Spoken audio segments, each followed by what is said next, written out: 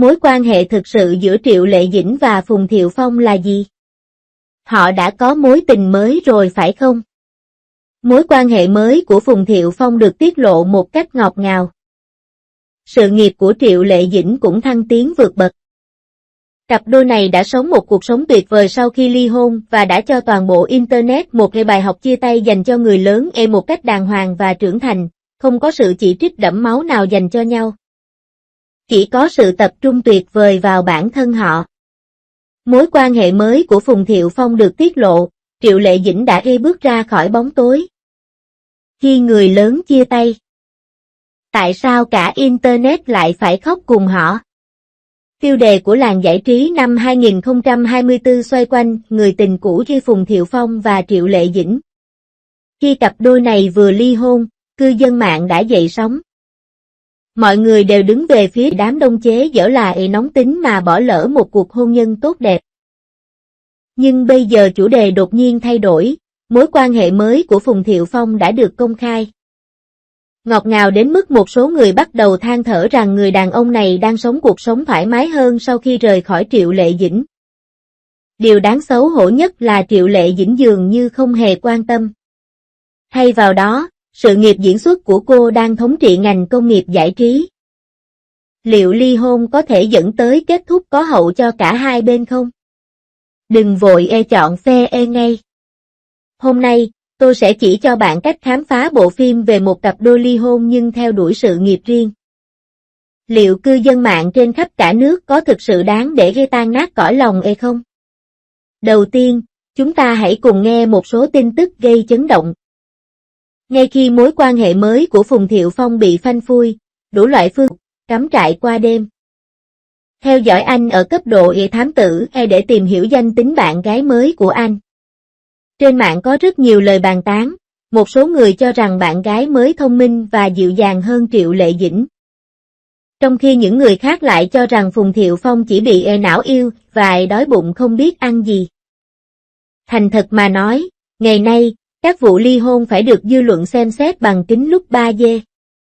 Ngành giải trí liên tục có những quả dưa hấu, và khán giả chưa bao giờ có thời gian để tiêu hóa hết. Người hâm mộ Triệu Lệ Dĩnh đã đoàn kết trong khoảnh khắc hiếm hoi.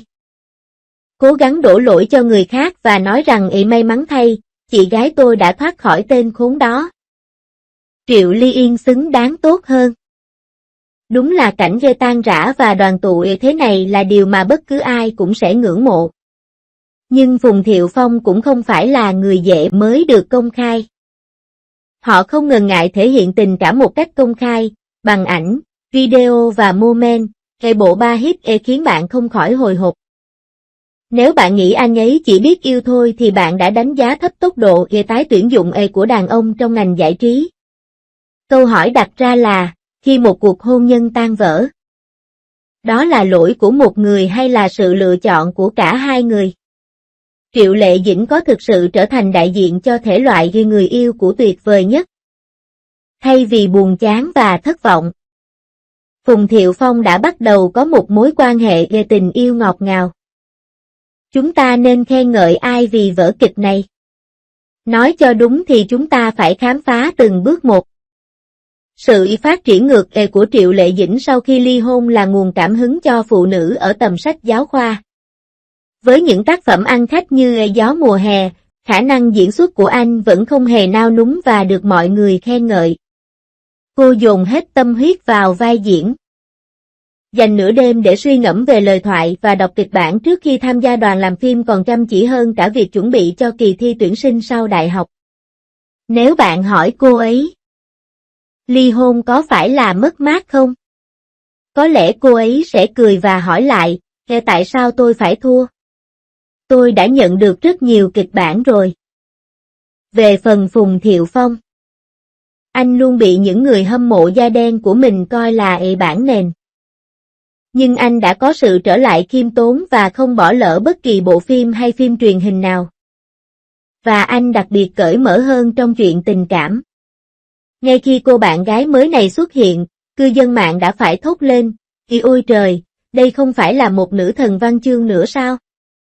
Bạn biết không, tốt về nó. Nói về phần lớn cư dân mạng, ai mà không muốn thấy một sự đảo ngược đẫm máu chứ. Nhưng lần này mọi việc không diễn ra như bạn mong muốn. Sau khi ly hôn, hai người không cản trở nhau, không cãi vã nhau, không vạch trần chuyện gia đình và không treo biểu ngữ. Thay vào đó, họ chuyển tên và tự mình tỏa sáng. Một số người tỏ ra hơi thất vọng vì kiểu giật tóc kiểu mẫu giáo như này không xảy ra, xét cho cùng, bản chất con người là thích xem trò vui, và ai mà không muốn xem một số cảnh nổi bật chứ. Nhưng một người đang tập trung vào sự nghiệp, còn người kia thì bình tĩnh nói về tình yêu mới. Đây không phải là mẫu chia tay thanh lịch nhất dành cho người lớn sao? Những người phụ nữ lớn tuổi trong cộng đồng đang bàn tán trong nhóm chat, Triệu Lệ Dĩnh bây giờ nổi tiếng thế, cô ấy có thể tự mình nuôi con mà vẫn đảm nhiệm vai nữ chính. Phùng Thiệu tốt sao? Mọi người đều thở phào nhẹ nhõm. Người chú ở Đông Bắc Trung Quốc vừa uống bia vừa lắc đầu. Người Đông Bắc chúng tôi quan tâm đến điều gì? Ly hôn có nghĩa là mối quan hệ đã kết thúc, tại sao anh vẫn còn phàn nàn về điều đó lâu như vậy? Nhưng đừng nghĩ rằng thế giới này tươi đẹp đến mức bạn có thể có được thứ gì đó ngon như đậu phụ nóng trong nồi lạnh. Bên dưới bề mặt bình lặng của Internet, những luồng sóng ngầm đang dâng trào. Với Triệu Lệ Dĩnh, mặc dù sự nghiệp đang thăng tiến nhưng không có nghĩa là cô không còn áp lực. Mỗi bộ phim đều được so sánh với thời Phùng Thiệu Phong. Vài thuyết lợi ích ly hôn thỉnh thoảng lại xuất hiện. Hơn nữa, ngay cả phong cách nuôi dạy con cái của bà cũng bị soi xét kỹ lưỡng. Vì lo sợ rằng bà có thể đã đi chệch hướng theo cách này hay cách khác. Phùng Thiệu Phong cũng vài ngày sau khi bắt đầu mối quan hệ. Hoàn cảnh gia đình anh đã bị đào xới lên, từ một người đàn ông trung niên béo ú thành một chiến binh tình trường, quá khứ đen tối của anh đã trở thành một chủ đề nóng. Một số người suy đoán liệu mối quan hệ mới này có phải là một kịch bản thổi phồng không? Đây có phải là một cuộc chiến quan hệ công chúng mới không? Có vẻ như người hâm mộ của cả hai bên lại sắp đối đầu với nhau lần nữa, với cuộc trò chuyện qua lại không hề có chút hòa bình nào. Như câu tục ngữ đã nói, ngay cả một thẩm phán công bằng cũng không thể giải quyết được tranh chấp gia đình. Khi kết thúc một cuộc hôn nhân, không bên nào là hoàn hảo và mỗi bên đều có những vấn đề riêng. Nhưng đặc điểm lớn nhất của tòa án Internet là nó luôn đưa ra phán quyết cuối cùng và khán giả hiểu về bản chất con người hơn các thẩm phán. Chỉ 2 ngày sau khi chiến tranh kết thúc, dư luận quan nghi mới, Phùng Thiệu Phong không xứng với Triệu Lệ Dĩnh. Triệu Lệ Dĩnh là người đẹp duy nhất. Mỗi người yêu cũ đều có nhu cầu riêng. Tại sao lại phải ép buộc tái hợp? Mọi loại bình luận tuyệt vời, mới mẻ và sáng tạo. Theo quan điểm của người ngoài cuộc, đó chỉ là một cuộc chia tay cảm xúc bình thường. Nhưng người xem không khỏi tưởng tượng ra cốt truyện, đôi khi lại kịch bản thiêng liêng, đôi khi lại câu chuyện trả thù. Ai cũng thích thêm thắt yếu tố kịch tính vào các chương trình truyền hình thực tế. Nỗi buồn sau khi ly hôn, sự trưởng thành. Sự trở lại và những cuộc gặp gỡ lãng mạn buộc phải trở thành thứ không gì khác ngoài sự giải trí khi dùng bữa. Phùng Thiệu Phong và Triệu Lệ Dĩnh giống như những người làm thêm giờ trong ngành giải trí, cung cấp cho mọi người một chương trình trò chuyện cảm xúc 24 giờ một ngày. Thực tế Internet lại luôn muốn trở thành người đàn ông lý tưởng và cô tiên lý tưởng. Nhưng đột nhiên, cốt truyện lại thay đổi 180 độ. Trong ngành giải trí có rất nhiều chuyện tình bị phanh phui. Nhưng cặp đôi Phùng Thiệu Phong và Triệu Lệ Dĩnh dường như đã hẹn nhau đóng một bộ phim kiểu người lớn để chia rẽ một cặp đôi, không xé nát nhau, không tiết lộ. Không diễn kiểu nếu khỏe thì ngày mai sẽ nắng. Cư dân mạng đã chờ đợi mãi nhưng những gì họ nhận được là đối phương sống một cuộc sống bình lặng. Tập trung vào sự nghiệp và thỉnh thoảng lại khoe khoang hạnh phúc. Không có sai lầm, không có sự thay đổi, và không có sự thay đổi lời thú tội vào lúc nửa đêm trong vụ ly hôn này. Mọi thứ đều diễn ra theo đúng kịch bản lý tưởng nhất trong xã hội. Họ hành động một cách lý trí, bình tĩnh và đàng hoàng theo sổ tay chia tay dành cho người lớn mà không hề bối rối chút nào trong ngành giải trí. Lúc này, cư dân mạng đổ dồn sự chú ý vào bản thân, Sao chúng ta vẫn còn than thở về mối quan hệ trong quá khứ của hai người nhỉ? Thậm chí có người còn than thở, Triệu Lệ Dĩnh đã sống cuộc sống mà chúng ta mong muốn, Phùng Thiệu Phong cuối cùng cũng đã hiểu được nhu cầu của anh ấy. Trên mạng có một trào lưu hợp lý rằng thà phá hủy 10 ngôi đền còn hơn phá hỏng một cuộc hôn nhân. Lúc này, mọi người mới nhận ra rằng điều khán giả thực sự quan tâm không còn là ai thắng ai thua nữa, mà là cả hai đã trở thành hình mẫu cho câu trả lời rồi tự tỏa sáng sau khi ly hôn. Thì ra ly hôn chỉ là sự kết thúc chứ không phải là cái chết của cuộc sống, một mối quan hệ mới không phải là sự phản bội, mà là một chương mới. Điều mọi người mong muốn là sống một cuộc sống trong sáng.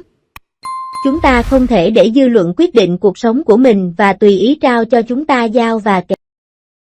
Lý do khiến ngành giải trí luôn sản xuất hàng loạt những cảnh chia tay bi kịch là vì họ mong muốn mọi cuộc ly hôn đều có thể được quay như truyện chân hoàn truyện. Nhưng Phùng Thiệu Phong và Triệu Lệ Dĩnh là cặp đôi muốn dạy cho thế giới một bài học, không mưu mô, không giật tóc rối bù, chỉ là cuộc sống của chính họ. Điều trớ trêu nhất là khi cư dân mạng hô hào thì mỗi chúng ta đều đẹp, 5 tháng bình yên, thì hóa ra chính chúng ta mới là những người đã xem chương trình với đôi mắt đẫm lệ suốt những năm qua. Mọi thứ có vẻ bình yên, nhưng thực tế cơn bão đã bắt đầu hình thành. Trên bề mặt, Phùng Thiệu Phong và Triệu Lệ Dĩnh không hề làm phiền nhau. Việc chia tay nhẹ nhàng của người lớn đã trở thành trào lưu mới, nhưng trò chơi đằng sau lại rất đáng lo ngại. Dư luận vẫn đang sử dụng kính lúp và chế độ ghi âm để theo dõi mọi sự xuất hiện. Khi Triệu Lệ Dĩnh làm từ thiện, có người chế giễu cô nha. Khi Phùng Thiệu Phong mua túi xách tặng bạn gái mới, anh bị nhiều người chế giễu. Tôi e là anh ta đang muốn lấy lòng phụ nữ. Một cư dân mạng có tên về tiêu chuẩn kép chất lượng cao của nhân loại đã trực tiếp lên mạng và tỏ ra khắc nghiệt trong việc nắm bắt sự cân bằng giữa tình yêu và lý trí đến mức bóc xương trong trứng. Lý lẽ cơ bản luôn là phụ nữ quá mạnh mẽ và độc lập, đàn ông quá mềm yếu và không ai có thể thoát khỏi điều này mà không bị tổn thương. Cuộc sống hàng ngày trong ngành giải trí cũng giống như nấu ăn. Nếu bạn không thêm chút gia vị, cư dân mạng sẽ không mua nó. Trong khi giới truyền thông chỉ trích việc ly hôn trở thành tâm điểm. Họ cũng thổi phồng mối quan hệ mới và liên tục làm mới tính cách của họ. Mọi người đều hy vọng rằng tình yêu có thể chữa lành con người, nhưng thực tế là các cô gái đều nỗ lực hết mình cho sự nghiệp. Đều tiến về phía trước theo tốc độ của riêng mình. Những người hâm mộ chính phú trên mạng vẫn đang reo hò về khả năng liệu có khả năng hòa giải không? Nhưng thực tế thì có lẽ hai người đã nắm lấy hạnh phúc của mình rồi. Điều gây sốc nhất là trong cuộc chia tay rồi tái hợp đang được bàn tán sôi nổi trên khắp Internet này. Những người bị tổn thương nhiều nhất cuối cùng có thể là những người bị bắt cóc bởi câu chuyện tình yêu lý tưởng. Không có sự kịch tính thực tế, chỉ có lý trí và sự phát triển. Có phải là khó để chấp nhận điều này không? Khi người lớn đối mặt với cái kết, họ đã thể hiện một phiên bản thực tế của câu nói chia tay không có nghĩa là tận thế dành cho cư dân mạng. Thật không may, một số người không tin vào cái ác và cứ khăng khăng tìm kiếm lý tưởng sống chưa thành hiện thực của riêng mình trong câu chuyện của người khác. Thành thật mà nói, là người bình thường hôn và tình yêu trong ngành giải trí để giải trí. Hãy nhìn Phùng Thiệu Phong và Triệu Lệ Dĩnh. Sau khi chia tay, một người tập trung vào sự nghiệp trong khi người kia lại đang yêu. Cuộc sống của họ không thoải mái hơn khi họ còn bên nhau sao? Chúng ta không cần phải lo lắng về hạnh phúc của họ mỗi ngày. Và chúng ta không nên bận tâm đến quỹ đạo cuộc sống của họ. Nếu không phải vì dư luận xôn xao, hai người này đã đổi chủ đề và nhanh chóng tiến lên từ lâu rồi. Thực ra, ai cũng hiểu, chia tay là chia tay, cuộc sống vẫn tiếp diễn, không ai có thời gian để than vãn trong đống đổ nát cảm xúc. Tại sao chúng ta không học hỏi từ người khác và không coi ly hôn là sự thất bại hay tình yêu mới là sự phản bội? Chúng ta chỉ nên bay đi như người lớn và ngừng ám ảnh với cộng đồng người hâm mộ và cuộc sống chạy theo phim truyền hình. Suy cho người xem hay chứ không phải là đạo diễn của cốt truyện.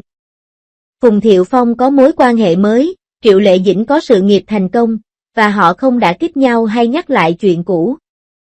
Cuối cùng, họ có sống hạnh phúc và vui vẻ không? Hay những cư dân mạng thiếu hiểu biết vẫn đang dậm chân và hét lên rằng thế giới không thể chịu đựng được sự mất mát của tình yêu đích thực? Bạn có nghĩ rằng ly hôn một cách thanh thản và sống cuộc sống tuyệt vời của riêng mình có thể thực sự chữa khỏi chứng lo âu về mặt cảm xúc, hay đó chỉ là sự chuyển giao trách nhiệm trong ngành giải trí, nơi mọi người giả vờ tỏa sáng nhưng thực chất lại chuyện buồn cho nhau? Bạn có thể bắt đầu thảo luận trong phần bình luận. Chúng ta hãy cùng trò chuyện, sự nghiệp cảm xúc của ai xứng